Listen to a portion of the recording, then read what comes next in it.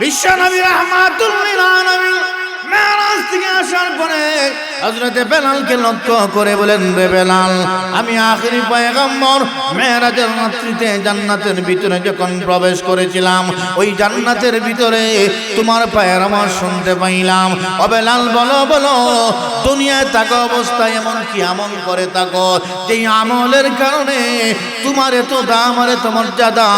তুমি বেলাল দুনিয়ায় হাঁটো আর জান্নাতের ভিতরে পায়ের আওয়াজ শোনা যায়। হযরতে বেলাল বলে, ইয়া রাসূলুল্লাহ, ইয়া হাবিবাল্লাহ, আল্লাহর নবী গো, আমি বেলাল তেমন কোনো আমল করি নাই গো। ওগো নবীজি, আমি বেলাল একটা আমল করে থাকি। আমি বেলাল কখনো পবিত্র অবস্থায় থাকি না। আমি বেলাল যখনই আমার প্রস্রাব পায়খানার প্রয়োজন হয়, প্রস্রাব পায়খানা করার পরে আমি বেলাল সাথে সাথে ওযু করে ফেলি। ওযু করার পরে আমি বেলাল 2 রাকাত তাহিয়াতুল ওযু নামাজ আদায় করে আল্লাহর পয়গম্বর বলে, রে বেলাল, আর বলতে হবে না, বুঝতে পেরেছি 2 রাকাত নামাজের কারণে তুমি কালো বিলালের এত দাম। তুমি বেলাল দুনিয়ায় হাঁটো আর জান্নাতের ভিতরে পায়ের আওয়াজ শোনা যায়। আমার ভাইয়েরা, শুধু তাই নয়, হযরত বেলালের কত দাম আর কত মর্যাদা। আল্লাহর পয়গম্বর বলেন, ও বেলাল, শুনে রাখো, কিয়ামতের মাঠে জান্নাতের চাবি আমি আখেরি পয়গম্বরের হাতে থাকবে। সব নবীরা যখন যাবে আর জান্নাতের গেইটে গিয়ে আহ্বান করবে, জান্নাতের প্রহরীরা রে, জান্নাতের গেটটা খুলে দাও, জান্নাতের ভিতরে প্রবেশ করতে চাই। ভিতর থেকে আওয়াজ দেওয়া হবে, আপনি কে ডাকো, আপনার পরিচয়টা প্রকাশ করে দেন। ভিতর বাহির থেকে জবাব দেওয়া হবে, আমি হলাম আদম পয়গম্বর। ভিতর থেকে আওয়াজ দেওয়া হবে, বেয়াদবি মাফ করবা। জান্নাতের গেট খুলে দেওয়ার সময় এখনো হয় নাই। হযরত নূহ পয়গম্বর যাবে আর জান্নাতের ভিতরে প্রবেশ করার জন্য যখন জান্নাতের গেট আহ্বান করবে, জান্নাতের প্রহরীরা রে, জান্নাতের গেটটা খুলে দাও, জান্নাতের ভিতরে প্রবেশ করতে চাই। ভিতর থেকে আওয়াজ দেওয়া হবে, আপনি কে ডাকো, আপনার পরিচয়টা প্রকাশ করুন। বাহির থেকে জবাব দেওয়া হবে, আমি হলাম নূহ পয়গম্বর। ভিতর থেকে আওয়াজ দেওয়া হবে, জান্নাতের গেট খুলে দেওয়ার সময় এখনো হয় নাই। এমন ভাবে সব নবী রাসূলরা যাবে আর জান্নাতের গেটে গিয়ে আহ্বান করবে, আওয়াজ দেওয়া হবে, আপনাদের পরিচয় দেন। পরিচয় দেওয়া হবে, আমি হলাম ইব্রাহিম পয়গম্বর, আমি হলাম মুসা পয়গম্বর, আমি হলাম ঈসা পয়গম্বর। ভিতর থেকে আওয়াজ দেওয়া হবে, বেয়াদবি মাফ করবা। জান্নাতের গেট বাহির দিক দিয়ে তালা লাগানো। এক এক করে সব নবী রাসূলরা আমরা জান্নাতের গেটে আসলাম, এখনো কেন গো জান্নাতের গেট খুলে দেওয়া হয় নাই? জান্নাতের প্রহরীরা বলবে, জান্নাতের গেটের চাবি আমাদের হাতে নাই, আমাদের হাতে নাই। বলি, জান্নাতের গেটের চাবি কার কাছে? আখেরি পয়গম্বরের কাছে। উনি কি এখনো আসেন না? উনাকে বলেন না গো জান্নাতের গেট খুলে দেওয়ার জন্য। আল্লাহর পয়গম্বর বলেন, ও বেলাল, শুনে রাখো, আল্লাহ রাব্বুল আলামিন যখন আমাকে বলবেন, ও গো আখেরি পয়গম্বর, মাথা উঠান গো, ও আখেরি পয়গম্বর, মাথা উঠান। ও বেলাল, শুনে রাখো, আমি যখন মাথা উঠাইয়া জান্নাতের দিকে রওনা শুরু করব, ও বেলাল, শুনে রাখো, আমি আখেরি পয়গম্বর যে উটের উপরে আরোহণ করব, ওই উটের লাগাম ধরে ধরে তুমি কালো বিলাল আমার সাথে জান্নাতের ভিতরে প্রবেশ করবে। মোহাম্মদ ने आकर कुफ्र को मिटाया,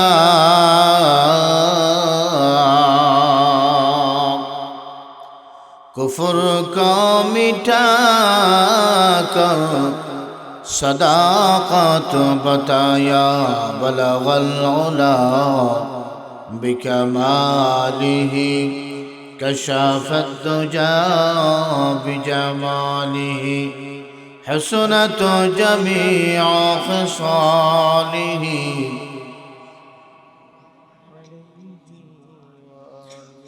ला इलाहा इल्लल्लाह,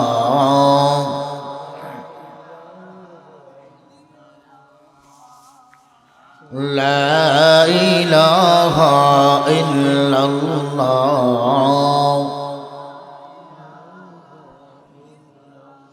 সকলে মিলে আওয়াজ বাড়িয়ে লা ইলাহা ইল্লাল্লাহ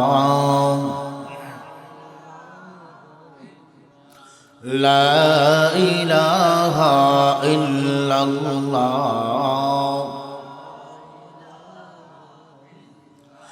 লা ইলাহা ইল্লাল্লাহ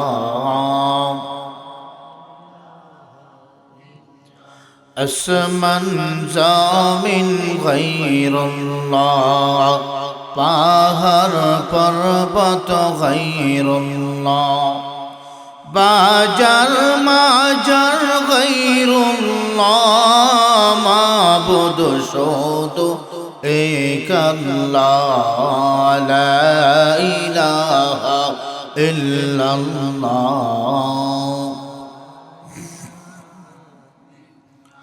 লা ইলাহা ইল্লাল্লাহ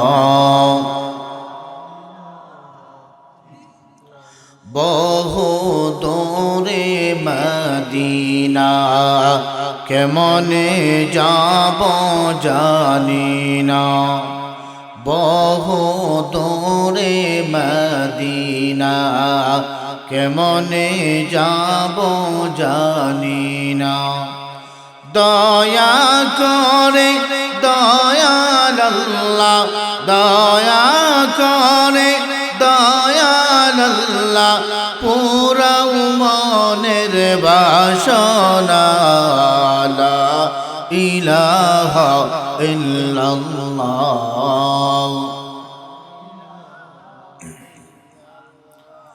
লা ইলাহা ইল্লাল্লাহ লা ইলাহা ইল্লাল্লাহ মুহাম্মাদুর রাসূলুল্লাহ সাল্লাল্লাহু আলাইহি ওয়াসাল্লাম।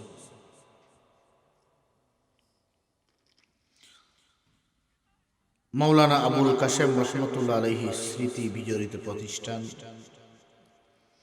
কাসিমিয়া দারুল আরকাম ইবতেদায়ী মাদ্রাসা আফসরনগর শ্রীপুর দ্বারা বাজার সুনামগঞ্জের উদ্যোগে আয়োজিত আজকের দ্বিতীয় বার্ষিক ওয়াজ মাহফিলের চলমান অধিবেশনে সভাপতির আসন অলঙ্কিত করে আছেন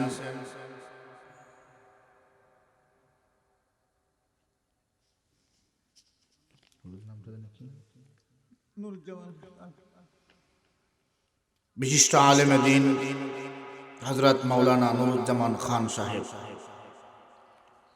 উপস্থিত মুরব্বিয়ানে কেরাম, সমবয়সী যুবক ভাইয়েরা, স্নেহের আদরের কচি কাচারা, মাইকের আওয়াজ যতদূর গিয়ে পৌঁছতেছে পর্দা নিশিন মা ও বোনেরা, শুরুতেই মহান রব্বুল আলামিনের দরবারে কালিমাতুশ শুকর আদায় করছি,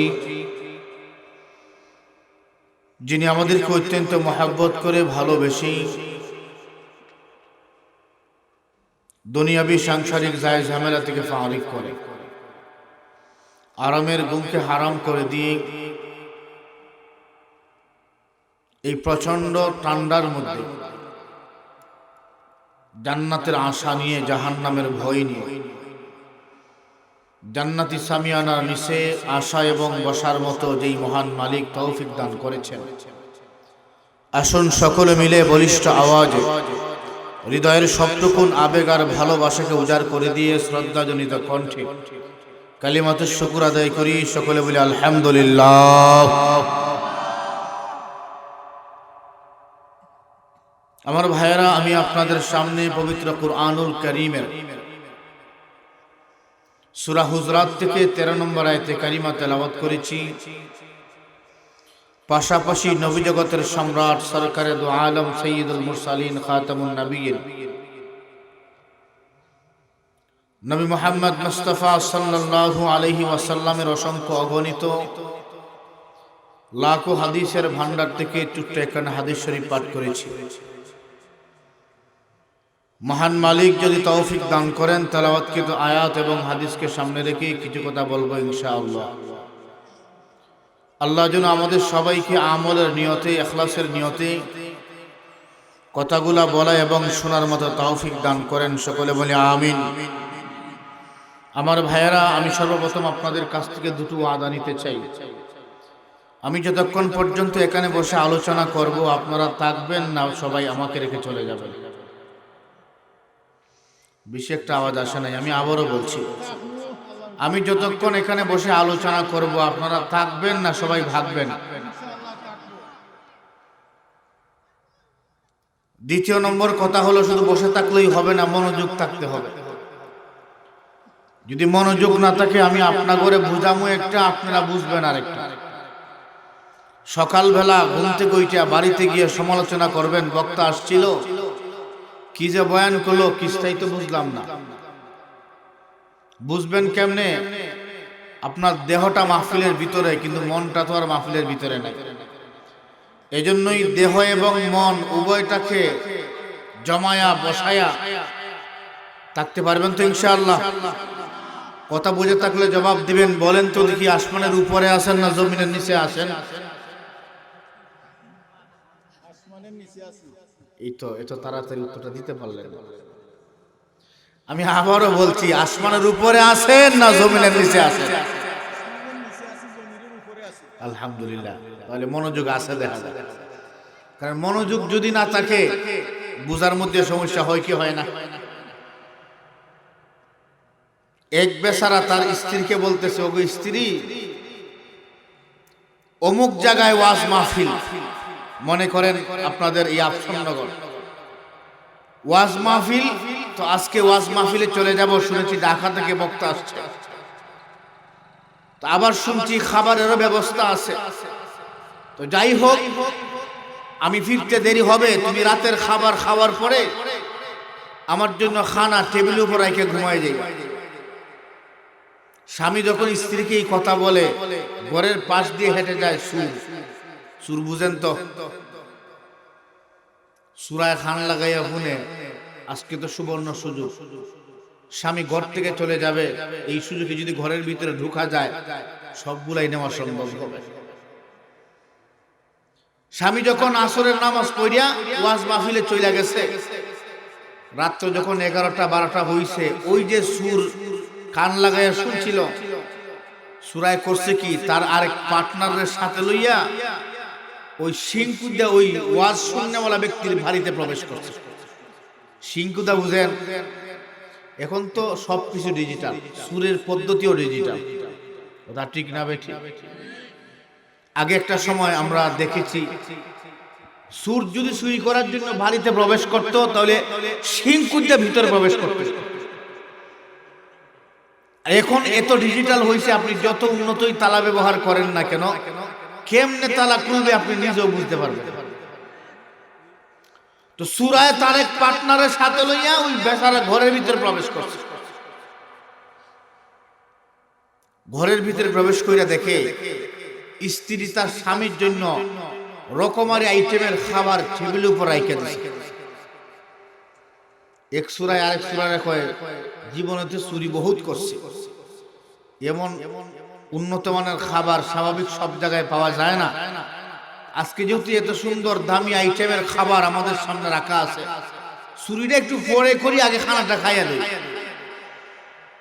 2 সূরা কিসের হাত দেওয়া, তাড়াহুড়ার খাবার তো ফুসা মাইরাই শুরু করে দিছে। যুবক ভাই, ফুসা বুঝেন তো? কথা কি আমার বুঝেন আপনারা? যারা ওয়াজ মাহফিলে আসে, রাত্রে 12টার পরে যখন সিন্নির তাবারুক, সিন্নির পুতলা দেওয়া হয়, তো দেখা যায় রাস্তায় দিয়ে হাঁটে আর ওই খায়। আবার অনেক সময় দেখা যায় যে লইয়াই শুরু করে দেয়, কে রাত দেওয়া কতক্ষণ হাত ধুইতে, ওই সময় ফুসামাইরে শুরু হয়ে যায় খাওয়া। তো 2 সূরা যখন খানা খাইতে বসছে, খানা প্রায় অর্ধেক এদিক দিয়া ওয়াজ মাহফিল শেষ হয়ে গেছে। স্বামী বেচারা ঘরের ভিতরে প্রবেশ করছে, ঘরের ভিতরে থালা কুলিয়া যখন প্রবেশ করে, তখন স্বামী বেচারার ঘরে প্রবেশ হওয়ার আওয়াজ শুনিয়া 2 সূরায় করছে কি, 1 সূরা উঠছে ঘরের ছাঙ্গে। ছাং বুঝেন তো আপনারা? কি বলেন, ছাং বলেন না মাছাং বলেন? ছাঙ্গে। আরেক সূরা ওই যে খাটের নিচে লুকাইছে। স্বামী যখন ঘরের ভিতরে ঢুকছে, ঢুকে দেখে খাবার নাই, যাই আছে এলোমেলো অবস্থায়। এই অবস্থা দেখে স্বামীর মেজাজ গরম হয়ে গেছে। কই কিরে, তুই যে রাত্রের খাবার খাইলি, আমার জন্য তো খানা রাখলে না। স্বামীর ধমক শুনিয়া স্ত্রী ঘুমের ঘরে ছিল, লাভ দিয়া উঠছে। এটা আরে কই কি বলে, হ্যাঁ খানি রাখছি কিনা রাখছি উপরওয়ালাই ভালো জানে। বলেন তো তুমি কি বুঝাইছে? আল্লাহ উপরওয়ালা দ্বারা কি বুঝাইছে? স্বামীর ধমক শুনিয়া স্ত্রী ঘুম থেকে লাভ থেকে উঠে বলে, খানা রাখছি কিনা রাখছি উপরওয়ালাই ভালো জানে।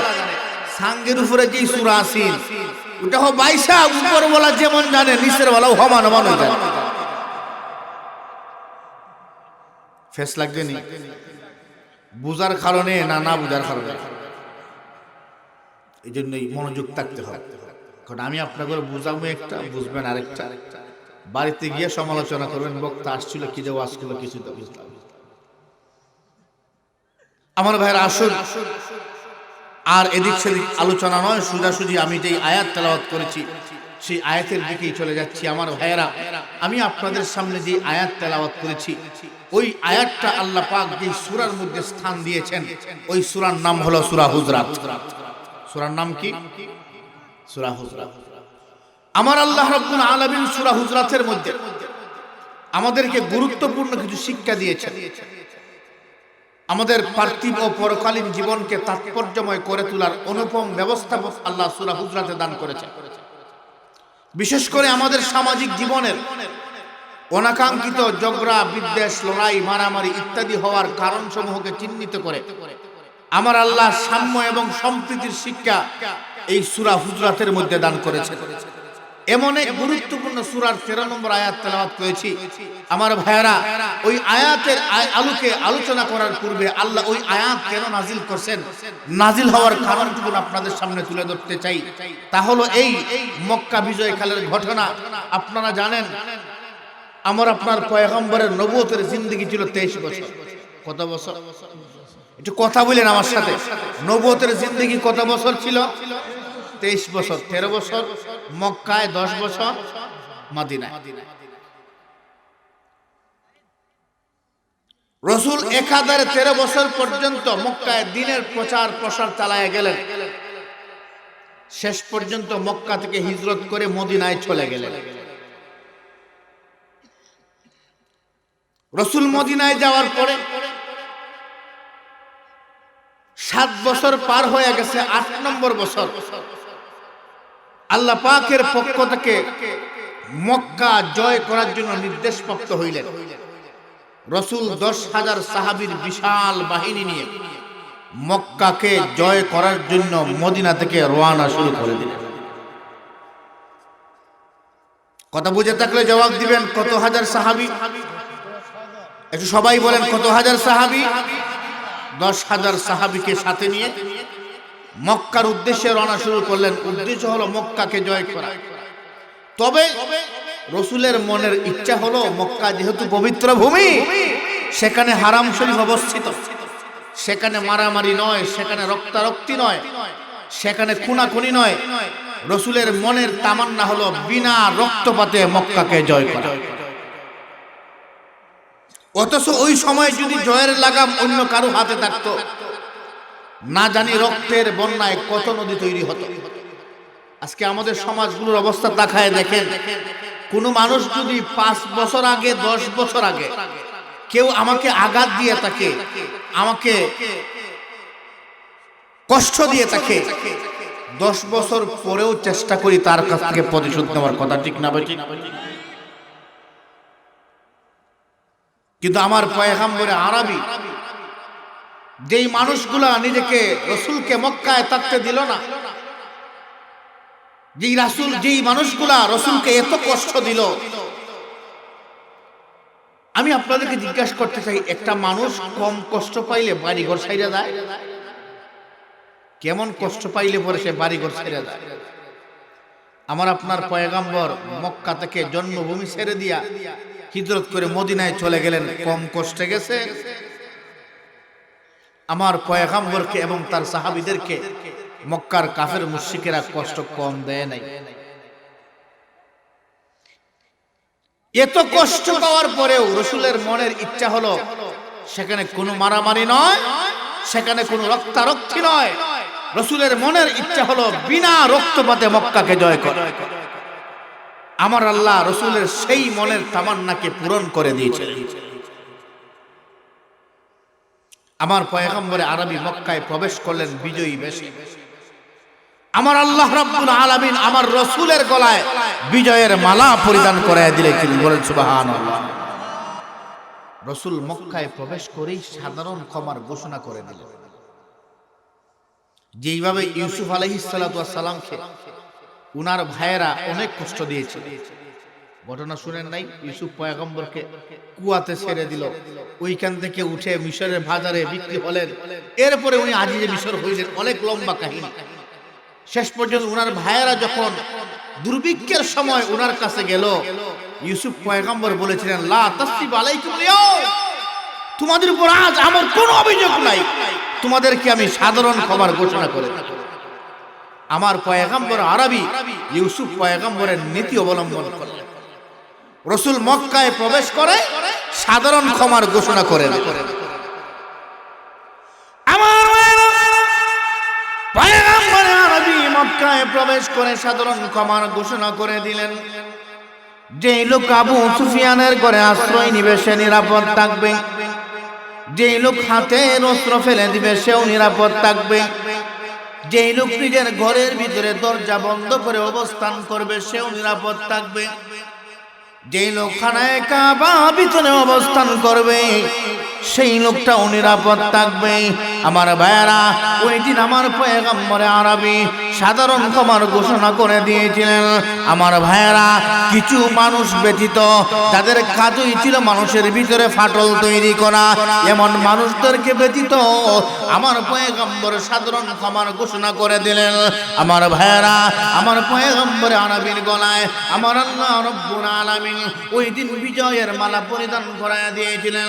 আমার ভাইয়েরা, আমার পয়গম্বরে আরবি হযরতে বেলাল হাবশী রাদিয়াল্লাহু তাআলা আনহুকে সাথে নিয়ে যখন খানায়ে কাবার ভিতরে প্রবেশ করলেন, এমনি মুহূর্তে খানায়ে কাবার ভিতরে তাকায় দেখে 360 খুদা। কয় খুদা? আওয়াজ দিয়া কন্যা, কয় খুদা? আসল না নকল? কথা বুঝেন নাই? আসল না নকল? আসল কয়জন? একটু আওয়াজ দিয়া বলেন, আসল কয়জন? একজন, বাকি যা কিছু আছে সবগুলা হুদা। খুদা না হুদা? আসল না নকল? কেউ দ্বিতীয়বাদে বিশ্বাস করে, কেউ তৃতীয়বাদে বিশ্বাস করে, কেউ 360 কোটি দেবতায় বিশ্বাস করে। আমার ভাইয়েরা, ওই যত সবগুলাই হলো হুদা। কথা ঠিক না বেঠিক? আমার ভাইয়েরা, আল্লাহর পয়গম্বর খানায়ে কাবার ভিতরে প্রবেশ করলেন, তাকায় দেখেন 360 খুদা। আমার ভাইয়েরা, ওই নখগুলোকে অপসারণ করলেন, হাতের মধ্যে একটা লাঠির টুকরা নিলেন, আল্লাহর পয়গম্বর কোরআনের আয়াত তেলাওয়াত করে আর মূর্তিগুলোকে ভাঙে। জাল হক ওয়া যাহাকাল বাতিল ইন্নাল বাতিলা কানা যাহুকা। আমার পয়গম্বর আরবি হাতের মধ্যে কাঠের টুকরা অথবা লাঠি নেওয়ার পরে মূর্তিগুলোকে আঘাত করে ভেঙে ভেঙে যখন সব পরিষ্কার করে ফেললেন, আল্লাহর পবিত্র ঘরকে অপবিত্র জিনিস থেকে পরিষ্কার করে ফেললেন। আমার ভাইয়েরা, ওই দিন আমার পয়গম্বর আরবি হযরতে বেলালকে লক্ষ্য করে বলেন, বেলাল রে, যাও যাও কাবার সাথে উঠে আযান দাও। আল্লাহর পয়গম্বরের আগমনের পরে যেন আল্লাহর ঘরে তাওহীদের কালেমা, রিসালাতের কালেমার আওয়াজ বুলন্দ হয়। এজন্য বেলাল, যাও কাবার সাথে উঠে তুমি আযান দাও। আমার ভাইয়েরা, হযরত বেলাল হাবশী রাদিয়াল্লাহু তাআলা আনহু উনি যখন কাবার সাথে উঠে আযান দিলেন, এ ছিল এক অপূর্ব দৃশ্য, সুন্দর দৃশ্য। আমার ভাইয়েরা, কিন্তু মক্কার কিছু মানুষ যারা তখন পর্যন্ত মুসলমান হয় নাই, ওই দৃশ্যটাকে মানতে পারে নাই। কেউ কেউ বলতে লাগলো, মুহাম্মদ আযান দেবে ভালো কথা, এখানে তো সম্ভ্রান্ত বংশের মানুষ ছিল। মুহাম্মদ আযান দেওয়াবে ভালো কথা, এখানে তো সম্ভ্রান্ত বংশের মানুষ ছিল। একটা হাবশী গোলামকে কাবার সাথে উঠাইয়া আজান দেওয়ায় এই অপমান আমরা কোথায় রাখি? আমার ভাইয়েরা, কেউ কেউ মন্তব্য আরম্ভ করে দিল, আমার বাবাই বড় ভালো ছিল, এমন দৃশ্য আমার বাবাকে দেখতে হয় নাই, এমন দৃশ্য দেখার আগেই আমার বাবা দুনিয়া থেকে বিদায় হয়ে চলে গেছে। আমার ভাইয়েরা, হযরত বেলাল ওই কালো একজন সাহাবী ছিলেন, হাবশার অধিকারী ছিলেন, গোলাম বংশের ছিলেন। এজন্য মক্কার মানুষগুলা হযরত বেলালকে কালো কাউমা বলে ডাকত। আল্লাহর পয়গম্বর উনি যখন কাবার সাথে উঠাইয়া বিলালকে আযান দেওয়ার কথা বললেন, মক্কার ওই মানুষগুলা যারা তখন পর্যন্ত মুসলমান হয় নাই ওই দৃশ্যটাকে মানতে পারে নাই। আমার আল্লাহ রাব্বুল আলামিন ওই সমস্ত মানুষের বিরূপ মন্তব্যের মোকাবেলায় আল্লাহ কুরআনুল কারীমের সূরা হুজরাতের 13 নম্বর আয়াত নাযিল করলেন। আল্লাহ বলেন, ইয়া আইয়ুহান নাস, হে দুনিয়ার সকল মানুষ। ইয়া আইয়ুহান নাস, হে দুনিয়ার সকল মানুষ। আমি আপনাদেরকে জিজ্ঞেস করতে চাই, হে দুনিয়ার সকল মানুষ বলে আল্লাহ হে সকল মানুষ বলে যাদেরকে বুঝাইছেন, ওদের তালিকায় কি আমাদের সুনামগঞ্জের মানুষ আছে না নাই? সুনামগঞ্জের মানুষ যদি অন্তর্ভুক্ত হয়ে থাকে, আপনাদের আশ্চর্য করে এরা মনে হয় নাই না? আপনারা আছেন। আমার আল্লাহ আজ থেকে প্রায় 1400-1500 বছর আগে আয়াত নাজিল করেছেন। আল্লাহ বলেন, ইয়া আইয়ুহান নাস, হে সকল মানুষ, ইন্না খলাকনাকুম মিন যাকারি ওয়া উনসা। আল্লাহ বলেন, আমি তোমাদেরকে সৃষ্টি করেছি একজন পুরুষ থেকে এবং একজন নারী থেকে। কাদের থেকে সৃষ্টি করছেন? একজন পুরুষ এবং একজন নারী থেকে। আমার আল্লাহ এই পৃথিবীতে আদম পয়গম্বর থেকে নিয়ে কিয়ামত পর্যন্ত যত মানুষকে সৃষ্টি করেছেন বা করবেন, যত মানুষকে পাঠিয়েছিলেন বা পাঠাবেন, শুরু থেকে নিয়ে শেষ পর্যন্ত আল্লাহ পাক 4 পদ্ধতিতে মানুষকে সৃষ্টি করেছেন। কয় পদ্ধতিতে? দুনিয়াতে 4 পদ্ধতিতে আল্লাহ মানুষকে পাঠাইছে। 1 নম্বর পদ্ধতি হলো কোন মানুষ ব্যতীত। পদ্ধতির নাম কি? কোন মানুষের প্রয়োজন পড়ে নাই, মায়েরও প্রয়োজন পড়ে নাই, বাবারও প্রয়োজন পড়ে নাই।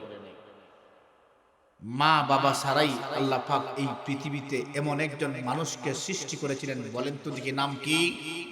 আদম পয়গম্বর। নাম কি? আল্লাহ পাক 4 পদ্ধতিতে এই পৃথিবীতে মানুষ পাঠাইছেন।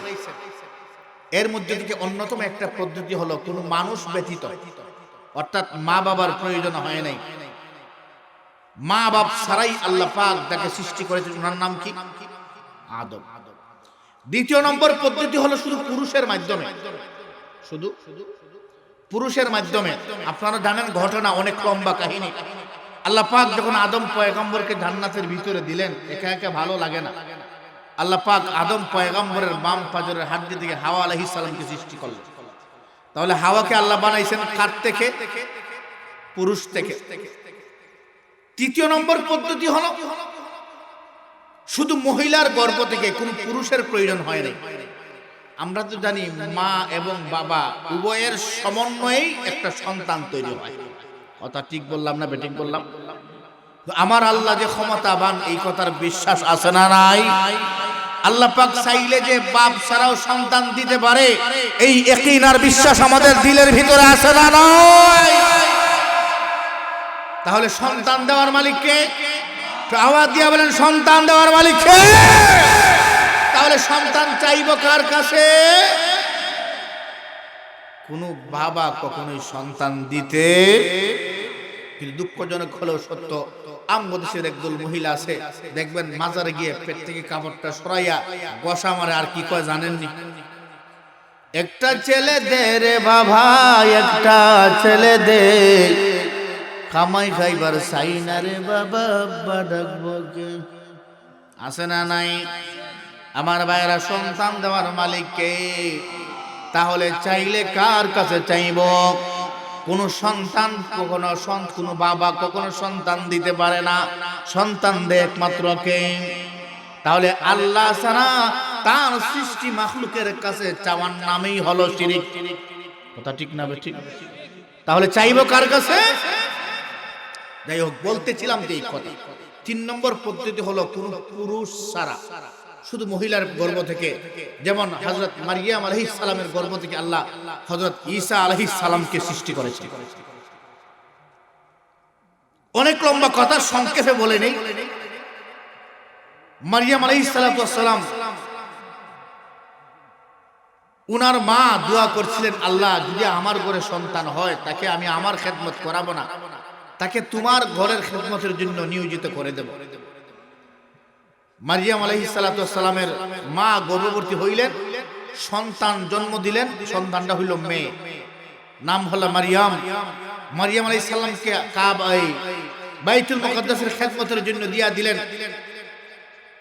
হযরত মারিয়াম আলাইহিস সালামের দেখাশোনার দায়িত্বে ছিলেন হযরত জাকারিয়া আলাইহিস সালাম। জাকারিয়া আলাইহিস সালাম ঘরের ভিতর প্রবেশ করেন, খাবারের সময় খাবার দিয়ে আবার চলে আসেন। একদিন মারিয়াম আলাইহিস সালাম গর্ভবতী হয়ে গেলেন।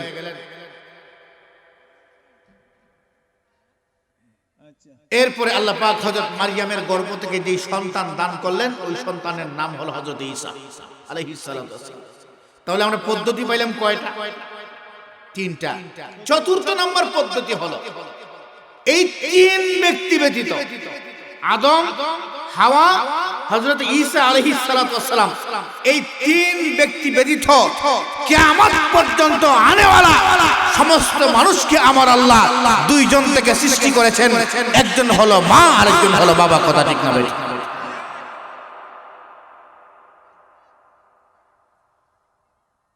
আমার আল্লাহ বলেন, আদম এবং হাওয়ার পর থেকে নিয়ে কিয়ামত পর্যন্ত আনেওয়ালা যত মানুষ সবাইকে আমি আল্লাহ আদম এবং হাওয়া থেকে সৃষ্টি করেছি। আল্লাহ বলেন, ইন্না খালাকনাকুম মিন যাকারি ওয়া উনসা। তাফসীরের কিতাবে লেখে যাকারি ওয়া উনসা মানে আল্লাহ আদম এবং হাওয়াকে বুঝিয়েছেন।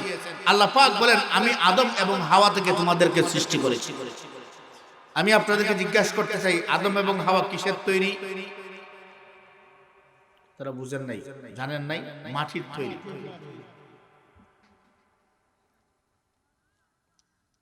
আল্লাহ বলেন, আদম এবং হাওয়াকে আমি আল্লাহ মাটি থেকে সৃষ্টি করেছি। কুল্লুকুম মিন আদম ওয়া আদমু মিন তুরাব। রাসূল হাদিসের ভিতরে বলেন, কুল্লুকুম মিন আদম, সমস্ত মানুষ আদমের সন্তান, ওয়া আদমু মিন তুরাব, এবং আদমকে আমি আল্লাহ মাটি দ্বারা বানাইছি। আমার ভাইয়েরা, কিয়ামত পর্যন্ত আনেওয়ালা সমস্ত মানুষ 2 জনের সন্তান, একজন হলো আদম, আরেকজন হলো হাওয়া। আমার ভাইরা, যাই হোক, আসুন আমি যেই কথা বলতেছিলাম, আল্লাহ বলেন, হে দুনিয়ার সকল মানুষ, আমি আল্লাহ তোমাদেরকে সৃষ্টি করেছি 2 জন থেকে। একজন হলো পুরুষ, আরেকজন হলো মহিলা। এই 2 জন থেকে আমি আল্লাহ সৃষ্টি করে তোমাদেরকে বিভিন্ন জাতি এবং গোত্রে বিভক্ত করে দিয়েছি। ওয়াজআলনাকুম শুউবা ওয়া কাবাইলা, বিভিন্ন জাতিতে এবং গোত্রে বিভক্ত করে দিয়েছি। মনে করেন কেউ হলো বাংলাদেশী, কেউ হলো ভারতী, কেউ হলো পাকিস্তানি, কেউ হলো সৌদি আরবি। আবার দেখা যায় বিভিন্ন গোষ্ঠীতে আল্লাহ তাআলা আমাদেরকে বিভক্ত করে দিয়েছেন। কেউ হলো তালুকদার বংশের মানুষ, কেউ হলো চৌধুরী বংশের মানুষ, কেউ হলো শেখ বংশের মানুষ, আবার কেউ হলো গোলাম বংশের মানুষ। কথা ঠিক না বেঠিক? আল্লাহ বলেন, ওয়াজআলনাকুম শুউবা ওয়া কাবাইলা। কথাটা বুঝেন? আল্লাহ বলেন, ওয়াজআলনাকুম শুউবা ওয়া কাবাইলা, আমি আল্লাহ তোমাদেরকে বিভিন্ন জাতিতে এবং গোত্রে বিভক্ত করে দিয়েছি। কেন দিলাম? লিতাআরাফু, আল্লাহ বলেন পরিচিত হওয়ার জন্য। কিসের জন্য দিলেন? পরিচিত হওয়ার জন্য। যেমন মনে করেন এক ব্যক্তি, নাম হলো তার আব্দুল্লাহ। নাম কি ভাই?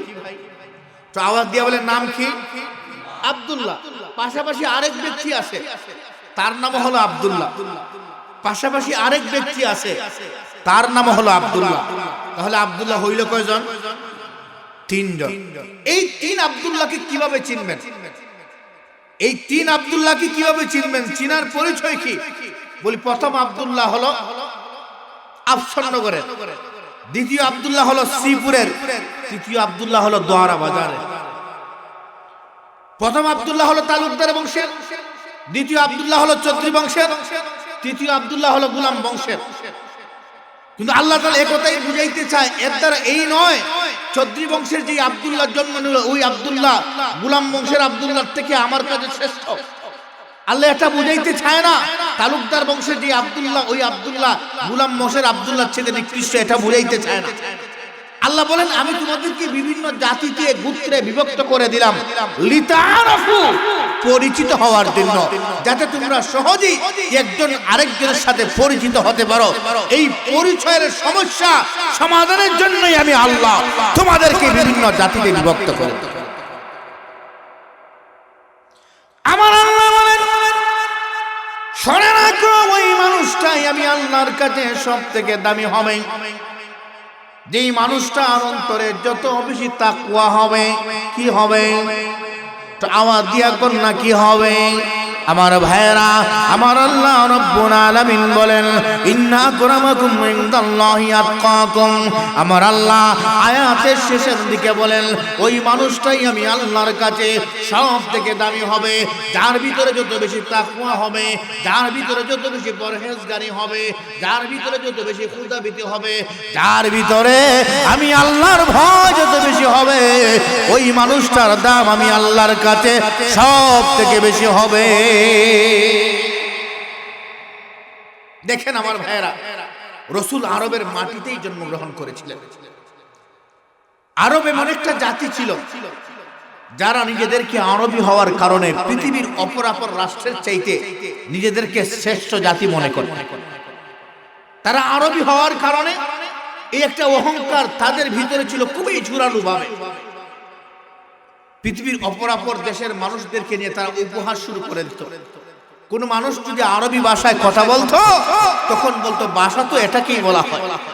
প্রকান্তরে আরবের বাহিরের মানুষদেরকে তারা আজমি বলে ডাকত। আমার ভাইয়েরা, আমার পয়গম্বর আরবি এই আরবের মাটিতেই জন্মগ্রহণ করেছিলেন। রাসূল আরবের মাটিতে জন্মগ্রহণ করার পরেও রাসূল তার বহুমুখী কথা এবং কার্যকলাপের মাধ্যমে আরববাসীদের ওই অহংকারকে আমার আল্লাহ মাটির সাথে ধুলোয় মিশিয়ে দিয়েছে। রাসূল আরবের মাটিতেই জন্মগ্রহণ করার পরে বেলালে হাবশির মতো কালো গোলামটাকে রাসূল নিজের বুকের সাথে জড়ায়া নিলেন। ভাই মনোযোগটা একটু এদিকে দিলে ভালো হয় না? আপনারা প্রথমেই ওয়াদা করলেন, এখন যদি মনোযোগটা অন্যদিকে দেন। আমি তো কোরআনের কথা বলতে আসি, এই জন্য আপনাদের কাছে মেহেরবানি করে এদিকে একটু মনোযোগ দেন। যুবক ভাইরা এদিকে এদিকে।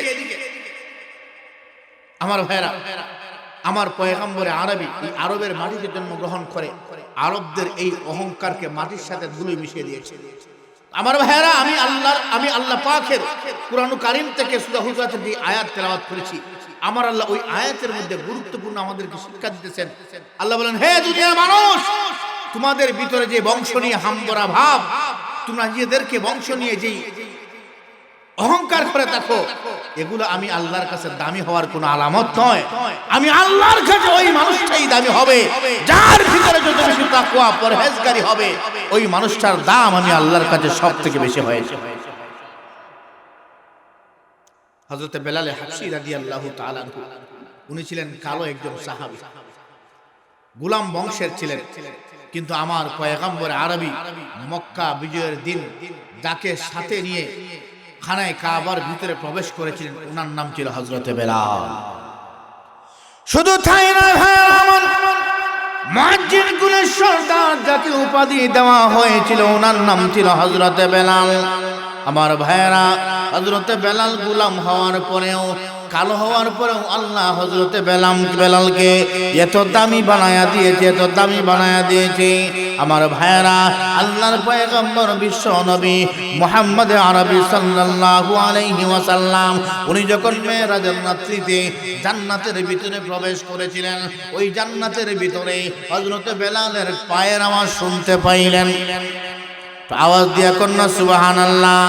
আমার আল্লাহ হযরত বেলালকে এত দামি বানায়া দিয়েছে, হযরত বেলাল দুনিয়ায় হাঁটে আর জান্নাতের ভিতরে পায়ের আওয়াজ শোনা যায়। একটু আওয়াজ দিয়া কোন আল্লাহর পয়গম্বর বিশ্ব নবী রাহমাতুল লিল আলামিন মেরাজ থেকে আসার পরে হযরতে বেলালকে লক্ষ্য করে বলেন, রে বেলাল, আমি আখেরি পয়গম্বর মেরাজের রাত্রিতে জান্নাতের ভিতরে যখন প্রবেশ করেছিলাম, ওই জান্নাতের ভিতরে তোমার পায়ের আওয়াজ শুনতে পাইলাম। ও বেলাল, বলো বলো, দুনিয়ায় থাকা অবস্থায় এমন কি আমল করে থাকো যেই আমলের কারণে তোমার এত দাম আর এত মর্যাদা? তুমি বেলাল দুনিয়ায় হাঁটো আর জান্নাতের ভিতরে পায়ের আওয়াজ শোনা যায়। হযরতে বেলাল বলে, ইয়া রাসূলুল্লাহ, ইয়া হাবিবাল্লাহ, আল্লাহর নবী গো, আমি বেলাল তেমন কোনো আমল করি নাই গো। ওগো নবীজি, আমি বেলাল একটা আমল করে থাকি, আমি বেলাল কখনো পবিত্র অবস্থায় থাকি না। আমি বেলাল যখনই আমার প্রস্রাব পায়খানার প্রয়োজন হয়, প্রস্রাব পায়খানা করার পরে আমি বেলাল সাথে সাথে ওযু করে ফেলি। ওযু করার পরে আমি বেলাল 2 রাকাত তাহিয়াতুল ওযু নামাজ আদায় করে আল্লাহর পয়গম্বর বলে, রে বেলাল, আর বলতে হবে না, বুঝতে পেরেছি 2 রাকাত নামাজের কারণে তুমি কালো বিলালের এত দাম। তুমি বেলাল দুনিয়ায় হাঁটো আর জান্নাতের ভিতরে পায়ের আওয়াজ শোনা যায়। আমার ভাইয়েরা, শুধু তাই নয়, হযরত বেলালের কত দাম আর কত মর্যাদা। আল্লাহর পয়গম্বর বলেন, ও বেলাল, শুনে রাখো, কিয়ামতের মাঠে জান্নাতের চাবি আমি আখেরি পয়গম্বরের হাতে থাকবে। সব নবীরা যখন যাবে আর জান্নাতের গেইটে গিয়ে আহ্বান করবে, জান্নাতের বহনীরা রে, জান্নাতের গেটটা খুলে দাও, জান্নাতের ভিতরে প্রবেশ করতে চাই। ভিতর থেকে আওয়াজ দেওয়া হবে, আপনি কেডা গো? আপনার পরিচয়টা প্রকাশ করে দেন। ভিতর বাহির থেকে জবাব দেওয়া হবে, আমি হলাম আদম পয়গম্বর। ভিতর থেকে আওয়াজ দেওয়া হবে, বেয়াদবি মাফ করবা। জান্নাতের গেট খুলে দেওয়ার সময় এখনো হয় নাই। হযরত নূহ পয়গম্বর যাবে আর জান্নাতের ভিতরে প্রবেশ করার জন্য যখন জান্নাতের গেট আহ্বান করবে, জান্নাতের বহনীরা রে, জান্নাতের গেটটা খুলে দাও, জান্নাতের ভিতরে প্রবেশ করতে চাই। ভিতর থেকে আওয়াজ দেওয়া হবে, আপনি কেডা গো? আপনার পরিচয়টা প্রকাশ করুন। বাহির থেকে জবাব দেওয়া হবে, আমি হলাম নূহ পয়গম্বর। ভিতর থেকে আওয়াজ দেওয়া হবে, জান্নাতের গেট খুলে দেওয়ার সময় এখনো হয় নাই।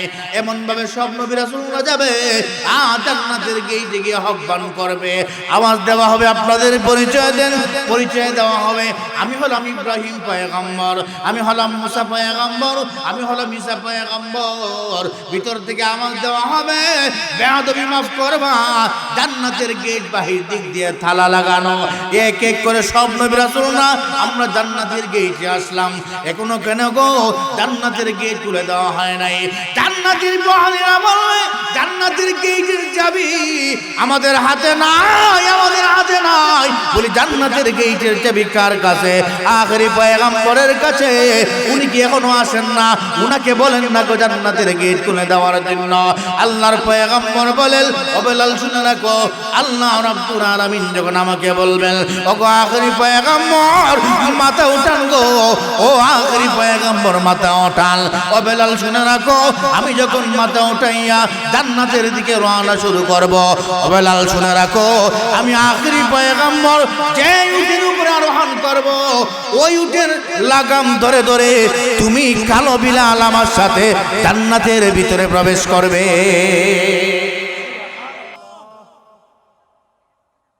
তাহলে বেলাল কি সুন্দর ছিল? সদ্রি বংশের ছিল। কোন বংশের ছিল? কিতাবের ভিতরে লেখে হযরত বেলাল এত কালো একজন সাহাবী ছিলেন। একটা মানুষ যতই কালো হোক না কেন গো, তার হাতের তালুটা সাদা থাকে। কথা ঠিক বললাম না ঠিক বললাম? একটা মানুষ যতই কালো হোক না কেন, হাতের তালুটা সাদা থাকে। কথা যদি বিশ্বাস না হয় পরীক্ষা করে দেখেন বাড়িতে।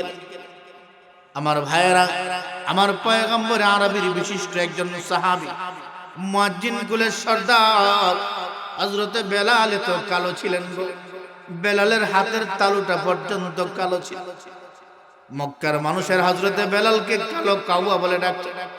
কিতাবের ভিতরে লেখে হযরত বেলালের নিচের টুট একটু ভারী ছিল, এজন্য কথা বলার সময় তুতলায় তুতলায় কথা বলতে। কিন্তু তারপরে আল্লাহ আমার বেলালকে এত সম্মান আর এত মর্যাদা বাড়ায়া দিয়েছে।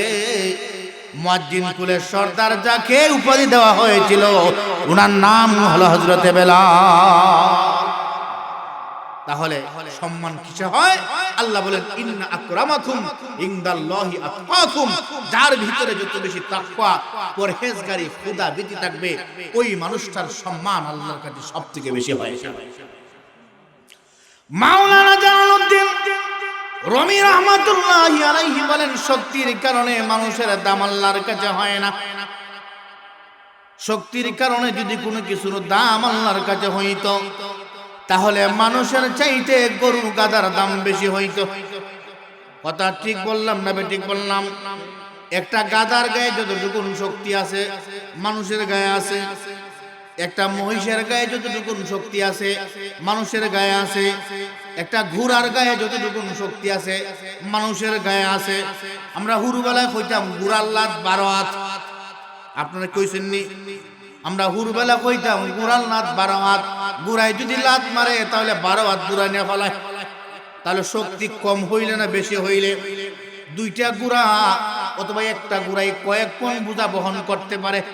আশরাফুল মাখলুকাত মানব জাতি, তুমি কয় মনের বোঝা বহন করতে পারো? আল্লাহ বলেন খুলিকাল ইনসানু দাইফা, আমি আল্লাহ মানুষকে দুর্বল করে বানাইলাম। মানুষ কিসের তৈরি? দুর্বল।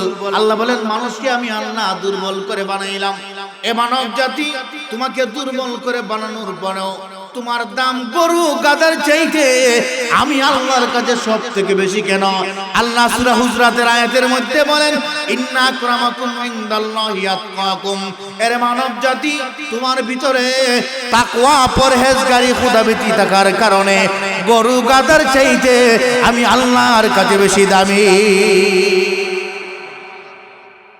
তাহলে মানুষ কিসের কারণে দামি হয়? যার ভিতরে তাকওয়া বেশি থাকবে, পরহেজগারি খোদাভীতি যত বেশি থাকবে ওই মানুষটার দাম আল্লাহর কাছে সবথেকে বেশি হয়। তাই তাকওয়া কোন জিনিসের নাম? ওমর ইবনুল খাত্তাব রাদিয়াল্লাহু তাআলা আনহু বলেন, যে তাকওয়ার কারণে মানুষ দামি হয়। সময় সংক্ষিপ্ত, এজন্য আলোচনার সামনে আগাচ্ছি না, আলোচনার সামনে আগাচ্ছি না, শেষ করে নিচ্ছি। শুধু এতটুকুন বলেই নিচ্ছি, আপনাদের কাছ থেকে বিদায় নিয়ে নেব। আমার ভাইরা, তাকওয়া তাহলে কোন জিনিসের নাম? যে তাকওয়ার কারণে মানুষ এত দামি হয়, এত সম্মানী হয়, তাহলে ওই তাকওয়া কোন জিনিসের নাম? আমার ভাইরা, ওমর ইবনুল খাত্তাব রাদিয়াল্লাহু তাআলা আনহু হযরতে উবাই ইবনে কাব রাদিয়াল্লাহু তাআলা আনহুকে প্রশ্ন করে, হে উবাই ইবনে কাব, মা মানাত তাকওয়া? তাকওয়া কোন জিনিসের নাম?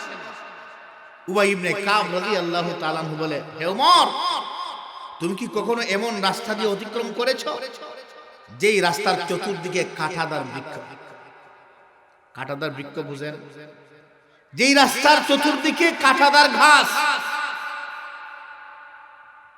যেখানে অতিক্রম করলেই কাঁটা গায়ের মধ্যে আসর করে। ওমর বলে, হ্যাঁ, আমি এমন কাঁটাদার জঙ্গলের ভিতর দিয়ে, যার চতুর্দিকে কাঁটাদার বৃক্ষ, এমন রাস্তা দিয়ে পথ অতিক্রম করেছি। ওমর রাদিয়াল্লাহু তাআলা আনহু যখন উত্তর দিলেন, উবাই ইবনে কাব বলে, কিভাবে অতিক্রম করেছো? হযরতে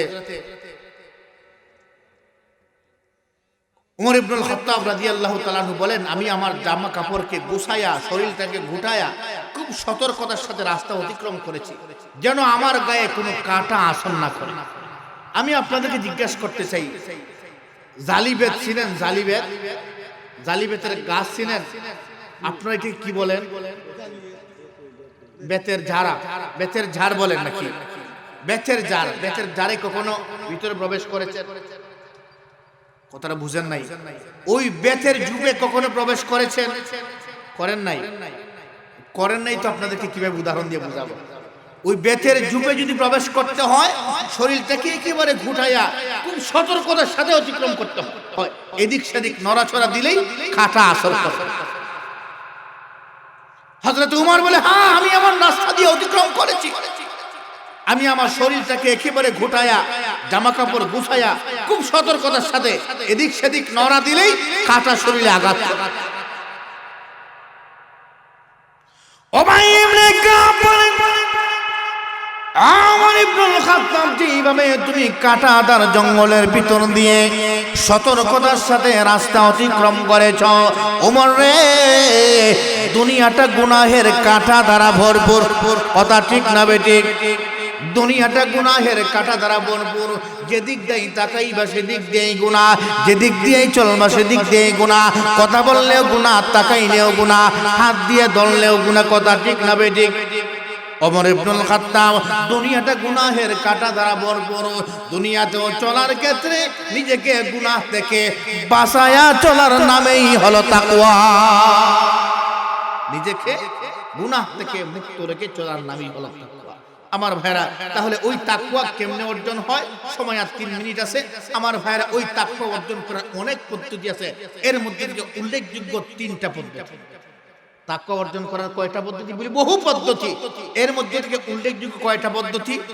3টা পদ্ধতি। 1 নম্বর পদ্ধতি হলো, আমি যা কিছু করি আর না করি সব কিছু দুনিয়ার মানুষকে ধোঁকা দিলেও একজনকে ধোঁকা দেওয়া যায় না। ওনার নাম কি বলেন? মানুষ প্রত্যেকটা পদে পদে এই কথার একিনার বিশ্বাস দিলের ভিতরে পয়দা করা, দুনিয়ার সবাইকে ধোঁকা দেওয়া যায়, একজনকে ধোঁকা দেওয়া যায় না। উনি হলেন আমার আল্লাহ। আমি যা কিছু করি আর না করি সবগুলা একজন দেখেন, উনি হলেন আল্লাহ। আমি আপনাদেরকে জিজ্ঞাসা করতে চাই, আপনি একটা প্রতিষ্ঠানে কাজ করেন, আপনি ওই প্রতিষ্ঠানে যেই রুমে বসে কাজ করেন, ঠিক আপনার মাথার উপরে একটা সিসি ক্যামেরা লাগানো, যেটাকে নিয়ন্ত্রণ করছেন আপনার অফিসের বস, আপনার কোম্পানির যিনি মালিক, সরাসরি উনি এটাকে মনিটরিং করছেন। বলেন তো কি আপনি কি কাজ করবেন না কাজ ফাঁকি দিয়ে তামসা করবেন? কেন কাজ করবেন? বলে আমার মাথার উপরে সিসি ক্যামেরা লাগানো, আমার মালিক প্রতিটা মুহূর্ত আমাকে পর্যবেক্ষণ করছেন, আমাকে দেখছেন। ঠিক মতো যদি আমি ডিউটি আদায় না করি তাহলে মাস শেষে আমার মায়না চলে যাবে, এমনকি চাকরিও চলে যেতে। সামান্য একটা সিসি ক্যামেরা আমার মাথার উপরে থাকার কারণে আমি কাজের মধ্যে ফাঁকি দেই নাই। আমার আল্লাহ তো 24 আওয়ার প্রতিটা মুহূর্ত আমাকে মনিটরিং করছেন। কিরামান কাতিবিন ইয়ালামুনা মা তাফআলুন। আমি কি করি না করি আল্লাহ পাক 2 কাঁধে ফেরেশতা দিয়ে রাখছে, সিসি ক্যামেরা লাগায়া প্রতিটা মুহূর্তই আমাকে পর্যবেক্ষণ করছে। এতে কোনো মানুষ যদি এমন চিন্তা চেতনা নিয়ে চলে তাহলে তার দ্বারা কখনোই গুনাহের কাজ। দ্বিতীয় নম্বর হলো আল্লাহর আযাবের ভয়। কিসের ভয়? কোনো কিছুর শাস্তির ভয় যদি মানুষের ভিতরে থাকে তাহলে মানুষ কখনো তার দ্বারা এই অপরাধ করতে পারে না। ছোটবেলা আমরা যখন পড়তে গেছি, মক্তবে বলেন, স্কুলে বলেন আর মাদ্রাসায় বলেন, উস্তাদ বলে দিয়েছেন সাবধান, এই কাজ করবি তো এটা বেতের বাড়ি। ভয় পেয়ে আমরা এই কাজ করি না। কেন বলি? এই কাজ যদি করি তাহলে আমাকে শাস্তি পেতে হবে। তো প্রতিটা ক্ষেত্রেই যখন শাস্তির ব্যবস্থা থাকে তখন মানুষ অপরাধ কম করে। আমার ভাইরা, আমার আল্লাহ আমাদের জন্য ভয়াবহ এক জাহান্নামের ব্যবস্থা করে রেখেছেন, যেই জাহান্নামে শুধু আগুন আর আগুন, যেই শাস্তি, যেই আগুন দুনিয়ার চাইতে বহু গুণ বেশি। এতে আল্লাহর আযাবের ভয় মানুষকে তাকওয়াওয়ালা বানায় দিতে পারে। তৃতীয় নম্বর হলো যাদের ভিতরে তাকওয়া আছে, নেককার যারা, সালিহিন যারা, সিদ্দিকিন যারা, ওদের সংস্পর্শে চলে যাওয়া। ওদের সংস্পর্শে চলে গেলে অটোমেটিক্যালি দিলের ভিতরে তাকওয়া চলে আসে।